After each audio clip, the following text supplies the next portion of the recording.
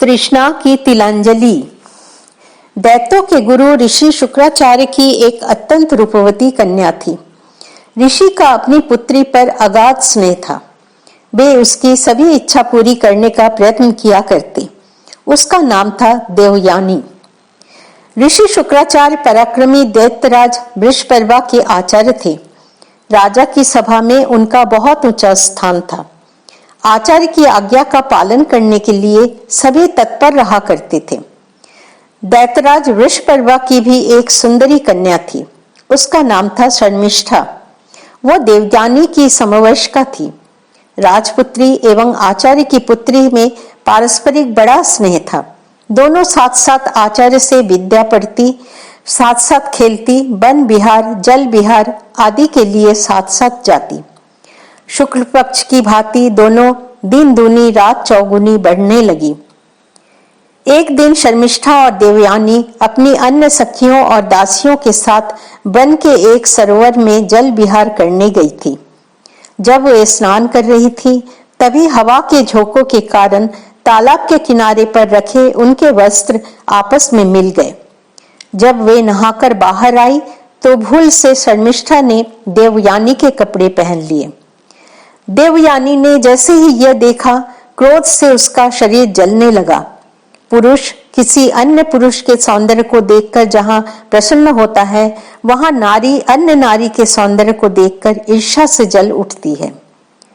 देवयानी ने तीखे शब्दों में तिरस्कार पूर्वक शर्मिष्ठा से कहा, शर्मिष्ठे, दैत्य कन्या होकर भी तेरा इतना साहस कि तूने ब्राह्मण कन्या के वस्त्र पहन लिए। क्या तुझे यह ज्ञात नहीं कि मैं उस शुक्राचार्य की पुत्री हूं, जिसकी आज्ञा पालन करने के लिए तेरा पिता सदैव तत्पर रहता है। इन मर्मभेदी वाक्यों को सुनकर शर्मिष्ठा तिलमिला उठी। राजपुत्री होने का उसका अभिमान जाग उठा। शिष्टाचार की सीमा का उल्लंघन कर उसने कटु शब्दों में देवयानी से कहा, अरे ब्राह्मण कन्या, तू यह क्यों भूल रही है कि तेरा पिता एक दरिद्र ब्राह्मण है, जो मेरे पिता के द्वारा दी गई भिक्षा पर ही जीता है, तथा रात दिन मेरे पिता की स्तुति करते जिसकी जिह्वा नहीं थकती। देवयानी ने भी प्रतिकार किया। प्रतिकार से दैत्य कन्या के स्वभाव का दैत्य जाग उठा। उसने क्रोध में भरकर देवयानी को पास के ही एक कुएं में ढकेल दिया और अपने साथ की सभी दासियों आदि को चलने का आदेश देकर स्वयं चल पड़ी। सौभाग्य से कुआं सूखा था। देवयानी अचेत हो उस कुएं में पड़ी रही। थोड़ी ही देर पश्चात महाराज ययाति घोड़े पर सवार शिकार की खोज में उस ओर आ निकले। थकान तो था ही, उन्हें प्यास भी लग रही थी। पास ही कुआं देखकर वे घोड़े से उतर कुएं की ओर चल पड़े। जाकर ज्यों ही उन्होंने कुएं के भीतर झांका, उन्हें बड़ा आश्चर्य हुआ। उन्होंने देखा कि कुआं सूखा है, किंतु उसमें एक सुंदरी अचेत सी पड़ी है। राजा ने कौतूहल पूर्वक उसे पुकारा। देवयानी की मूर्छा दूर हुई। उसने सिर उठाकर देखा। कुएं के बाहर एक अपरिचित पुरुष को देखकर उसे भी आश्चर्य हुआ। उसने नम्रता पूर्वक उस अपरिचित पुरुष से प्रार्थना की, आर्य, मुझे इस कुएं से बाहर निकालिए। बाहर आकर मैं आपको बताऊंगी कि मैं इस कुएं में कैसे गिरी। राजा ने सहारा देकर देवयानी को कुएं से बाहर निकाला। देवयानी ने उस समय की प्रथा के अनुसार राजा को अपने वंश, गोत्र आदि का परिचय दिया। राजा ने भी देवयानी को अपना परिचय दिया। अपना परिचय देकर देवयानी ने राजा से शर्मिष्ठा के साथ हुए अपने कलह की बात कही। राजा ने उसके प्रति सहानुभूति प्रकट की और उसे उसके पिता शुक्राचार्य के आश्रम तक पहुंचा देने का आग्रह किया। किंतु देवयानी ने कहा, महाराज, आप कष्ट न करें। मेरे पिता का आश्रम यहाँ से निकट ही है, मैं स्वयं चली जाऊंगी। राजा से विदा लेकर वो चल पड़ी। राजा भी घोड़े पर सवार होकर चल दिए। देवयानी का हृदय दो विपरीत भावों के तरंगों में हिलोरे ले रहा था। एक ओर तो शर्मिष्ठा से प्रतिशोध लेने की ज्वाला धधक रही थी और दूसरी ओर तरुण राजा ययाति से परिचय की मधुर स्मृति हठात आह्लाद प्रदान कर रही थी। आश्रम आकर देवयानी ने पिता से शर्मिष्ठा द्वारा किए गए उसके अपमान की सारी घटना कह सुनाई और रोते हुए शुक्राचार्य से पूछा, पिताजी, क्या यह सत्य है कि आप वृषपर्वा की दी हुई भिक्षा पर जीते हैं? क्या यह सत्य है कि आप भाटों की तरह शर्मिष्ठा के पिता की स्तुति करते हैं? पुत्री का विलाप और तीव्र कटु प्रश्न सुनकर ऋषि का शीतल हृदय भी व्याकुल हो उठा। पुत्री के अपमान में ऋषि ने अपना स्वाभिमान की अवहेलना देखी। वे उसी समय चल पड़े दैत्यराज वृषपर्वा की राजसभा में। क्रोधित शुक्राचार्य के सभा में पहुंचते ही वहां भय और आतंक का राज्य छा गया। ऋषि ने कर्कश स्वर में राजा को संबोधित किया और कहा, राजन, तुम्हारी पुत्री शर्मिष्ठा ने देवयानी का अपमान किया है। इतना ही नहीं, उसने मेरी पुत्री को कुएं में ढकेलकर उसकी हत्या करने का भी प्रयत्न किया था, किंतु प्रभु की कृपा से देवयानी सुरक्षित है। मैं तुम्हारे इस अत्याचारी राज्य में नहीं रहना चाहता। मैं इसी समय तुम्हारे राज्य की सीमा से बाहर जा रहा हूं। गुरु के क्रोध और अपने अनिष्ट की आशंका से वृषपर्वा कांप उठा। उसने अत्यंत विनीत भाव से गुरु के चरणों में प्रणाम कर प्रार्थना की, प्रभु, मैं अपनी पुत्री के दुर्व्यवहार से बहुत लज्जित हूँ। आप उसके लिए जिस दंड का विधान करें, मैं उसे वही दंड देने को प्रस्तुत हूँ। विनीत राजा की प्रार्थना पर ऋषि का क्रोध शांत हो गया। उन्होंने कहा, इसका एक ही उपाय है, तुम जाकर मेरी पुत्री देवयानी को प्रसन्न करो। वृषपर्वा तुरंत ही देवयानी के पास गया और उससे अपनी पुत्री के दुर्व्यवहारों के लिए क्षमा मांगी एवं प्रसन्न होने की प्रार्थना की। देवयानी ने कहा, राजा, मुझे प्रसन्नता तभी हो सकती है जबकि शर्मिष्ठा स्वयं 1000 दासियों के साथ मेरा दासत्व स्वीकार कर मेरी सेवा करे और मैं जहां भी जाऊं वो मेरे साथ जाए। वृषपर्वा ने गुरु पुत्री की शर्त स्वीकार कर उसे प्रसन्न किया। उसने अपनी पुत्री शर्मिष्ठा को 1000 दासियों के साथ देवयानी का दासत्व स्वीकार करने का आदेश दिया। शर्मिष्ठा ने भी पिता की आज्ञा शिरोधार्य कर अपनी भूल स्वीकार करते हुए देवयानी का दासत्व ग्रहण कर लिया। दिन बीतते गए, देवयानी की प्रतिशोध की भावना भी शेष हो गई। अब शर्मिष्ठा दासी के साथ पुनः उसकी सखी भी हो गई। एक दिन देवयानी शर्मिष्ठा और अन्य दासियों के साथ वन विहार करने गई थी। सभी तरुणियां वन में आनंद पूर्वक खेल रही थीं। देवयानी और शर्मिष्ठा एक सघन वृक्ष की छाया में बैठकर वार्तालाप कर रही थी। उसी समय उनके कानों में घोड़े की टापें सुनाई पड़ी। थोड़ी ही देर बाद दोनों ने देखा, घोड़े पर सवार एक अत्यंत आकर्षक पुरुष उसी ओर आ रहा है।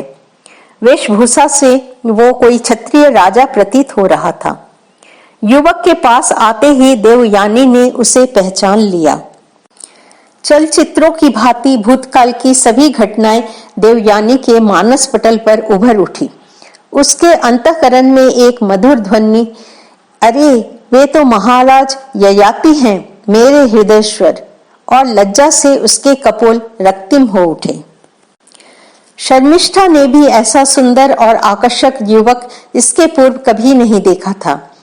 उसका नारी हृदय भी राजा के भव्य व्यक्तित्व की ओर आकृष्ट हुए बिना न रह सका। क्षण भर के लिए वो भूल गई कि वो अब एक दासी है, राजपुत्री नहीं। अब उसे यह अधिकार नहीं कि वो विवाह करके देवयानी को छोड़कर अपने पति के घर जाए। तभी उसकी तंद्रा टूटी। उसके ही अंतःकरण से यह करुण स्वर आया, शर्मिष्ठा, अब तू दासी है, राजपुत्री नहीं। तुझे विवाह करने का अधिकार नहीं है। तू अपने स्वामिनी देवयानी के साथ जहां भी वो जाए जाने को वचनबद्ध है। सुखद कल्पना का शीतल हिम कठोर वास्तविकता के तीव्र दाह में विगलित हो गया। शर्मिष्ठा की आंखें सजल हो उठी। तभी राजा ययाति के मधुर किंतु गंभीर स्वर ने इन दोनों के भाव स्वप्न को भंग कर दिया। राजा ने पूछा, देवियों, आप लोग कौन हैं? कृपया अपने कुल गोत्र का परिचय दीजिए। देवयानी ने आह्लादपूर्ण स्वर में अपना परिचय दिया। शर्मिष्ठा का परिचय देते हुए उसने कहा, यह है शर्मिष्ठा, मेरी दासी सखी। मैं जहां भी जाऊंगी यह भी मेरे साथ जाने को वचनबद्ध है। शर्मिष्ठा भाव सुन्न शिलाखंड की भांति खड़ी रही। देवयानी ने राजा को उस घटना का स्मरण दिलाया जबकि उन्होंने उसे हाथ का सहारा देकर कुएं से बाहर निकाला था। साथ ही लज्जित स्वर में उसने राजा के प्रति अपने समर्पण की भी बात कह दी। राजा ने कहा, देवी, तुम ऋषिवर प्रवर शुक्राचार्य की कन्या हो, उनकी आज्ञा के बिना मैं तुम्हें कैसे ग्रहण कर सकता हूँ। देवयानी ने निवेदन किया, महाराज, आप मेरे पिता के पास चलिए, मैं स्वयं उनसे अपना मंतव्य व्यक्त करूंगी। राजा ने स्वीकृति दे दी। शुक्राचार्य अपनी पर्णकुटी के पास ही एक सघन वृक्ष की छाया में बैठे प्रकृति के अनुपम सौंदर्य को निरख रहे थे। प्रकृति का सौंदर्य देखते देखते उनका मन उस सौंदर्य के रचयिता सुंदर प्रभु के ध्यान में लीन हो रहा था। उसी समय महाराज ययाति ने अत्यंत विनयपूर्वक ऋषि के चरणों में प्रणाम किया। ऋषि का ध्यान टूटा। अत्यंत प्रसन्न मुद्रा में उन्होंने राजा को आशीर्वाद दिया। सकुचाती हुई देवयानी ने भी आकर पिता को प्रणाम किया। पुत्री को प्रणाम करते ही ऋषि ने प्रश्न सूचक दृष्टि से उसकी ओर देखा।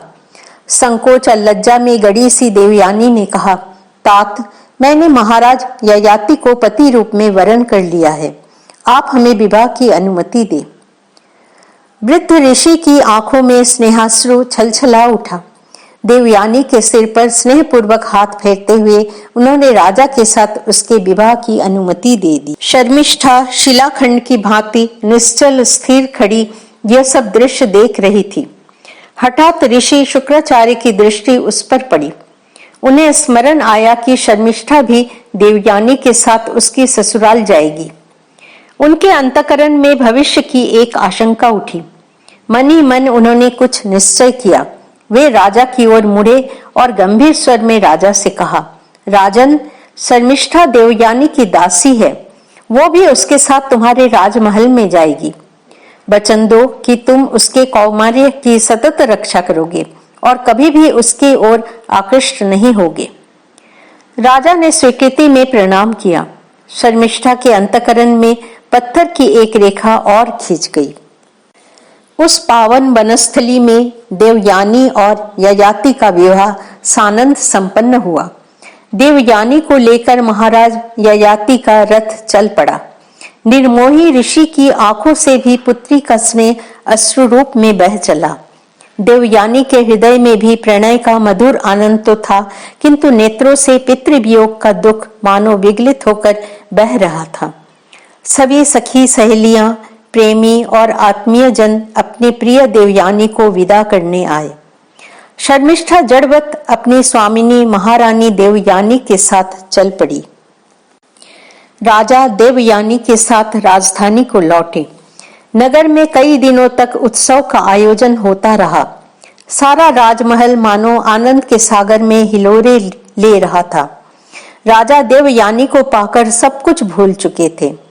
कब सुबह हुई, कब संध्या हुई, इसका भी उन्हें भान न होता था।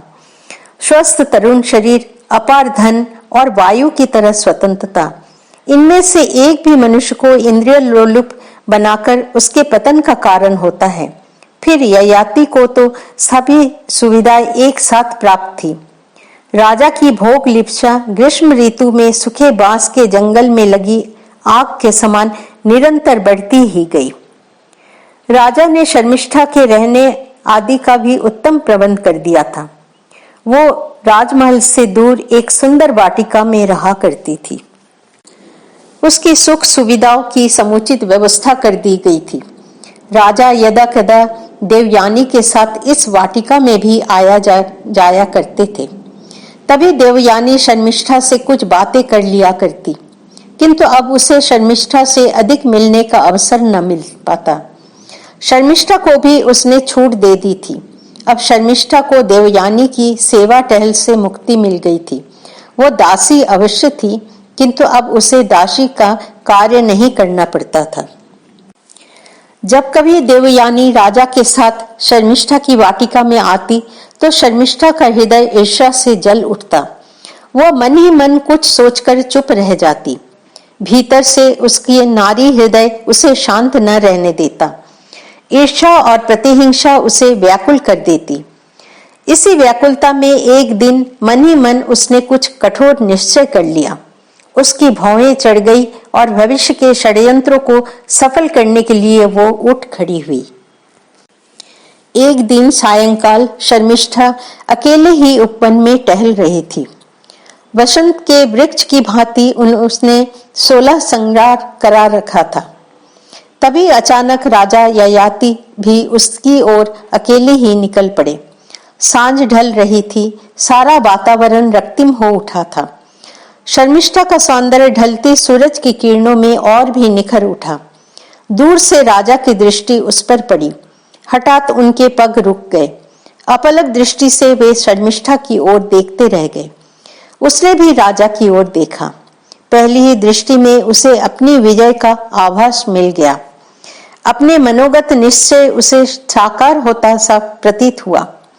पुरुष की कठोरता में सन्निहित दुर्बलता को नारी खूब जानती है। अवसर आते ही वो पुरुष के इस मर्म स्थल पर प्रहार कर उसे अपने अधीन कर लेती है। पुरुष अपनी शक्ति के मद में दुर्बलता को भूल जाता है। तभी तो विश्व विजयी सम्राटों और महापराक्रमी योद्धाओं को भी इतिहास ने नारी का दासत्व करते देखा है। शर्मिष्ठा अलसाई सी आगे बढ़ी। उसने नम्रता पूर्वक राजा का अभिवादन किया। राजा अपलक नयनों से उसे निहारते रहे। तभी शर्मिष्ठा ने राजा से वाटिका के भीतर चलने का आग्रह किया। राजा की तंद्रा टूटी। वर्षा की अमावस रात्रि में बिजली की भांति क्षण भर के लिए राजा की बुद्धि में विवेक की ज्योति कौंध उठी। उसने सकुचते हुए कहा, शर्मिष्ठा, यहाँ एकांत में संध्या समय अकेली कैसे? शर्मिष्ठा ने उत्तर दिया, महाराज, आपकी प्रतीक्षा में। महारानी देवयानी की दासी आपकी भी तो दासी है। दासी पर आपका पूर्ण अधिकार है। राजा के मन में भीषण झंझावात उठ पड़ा। उनका विवेक डगमगाने लगा। ज्ञान मूर्छित होने लगा। वासना के अनंत द्वार हैं। न जाने कब कहां किस द्वार से प्रविष्ट होकर वह व्यक्ति को पथभ्रष्ट कर दे। बुद्धिवादियों के पास वह तर्क का सहारा लेकर उदार नैतिकता के रूप में आती है। धर्म भीरुओं के पास वो धार्मिक रूढ़ी और धार्मिक कर्तव्य के रूप में आती है। राजा के मन में भी तर्क दिया, शर्मिष्ठा राजपुत्री है, फिर वो मेरी पत्नी की सखी और दासी भी तो है। पत्नी की दासी पर मेरा पत्नी की तरह ही अधिकार है। क्षण भर के लिए विवेक भी जागा। राजा के अंतर में एक क्षीण ध्वनि आई, शर्मिष्ठा पराई कन्या है। तुमने उसके कौमार्य की रक्षा का वचन दिया है। वचन भंग करने पर ऋषि के क्रोध में तुम्हारा सर्वस्व भस्म हो जाएगा। तभी शर्मिष्ठा ने राजा का हाथ पकड़कर एकांत उद्यान में चलने का आग्रह किया। वासना के प्रबल प्रहार से ज्ञान का कवच टूट गया। विवेक मर गया। पुरुष की कठोरता नारी की कवनीयता से पराजित हो गई। राजा ययाति का शुक्राचार्य को दिया हुआ वचन और शर्मिष्ठा का कौमार्य साथ साथ भंग हो गए। भोग का विष वृक्ष विश्वासघात ही धरती पर ही पनपता है। जब पुरुष की वासना बलवती होती है तब उसकी धूर्तता भी सक्रिय हो उठती है।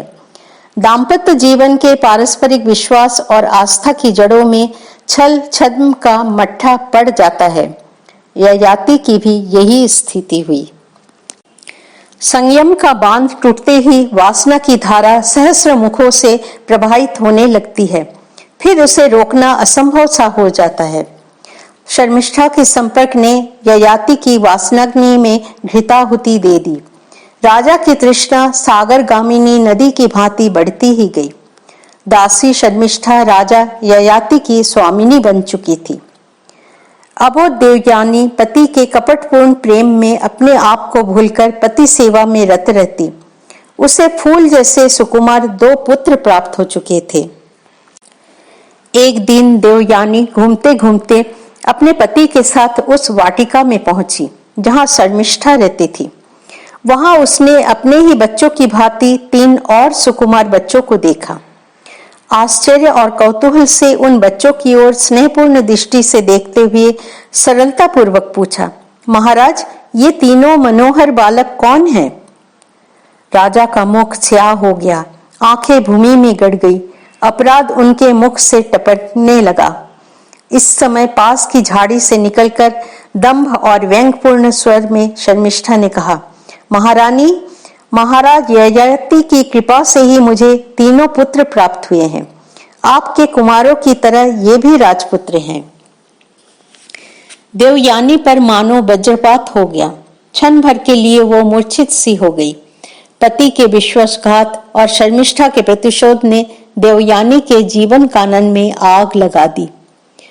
दुख और क्रोध की ज्वाला में जलती देवयानी पितृगृह की ओर चल पड़ी। देवयानी के विवाह के पश्चात शुक्राचार्य चिंतन मनन में शांतिपूर्वक अपना समय बिता रहे थे। सांसारिक दायित्वों और चिंताओं से वे मुक्त हो गए थे।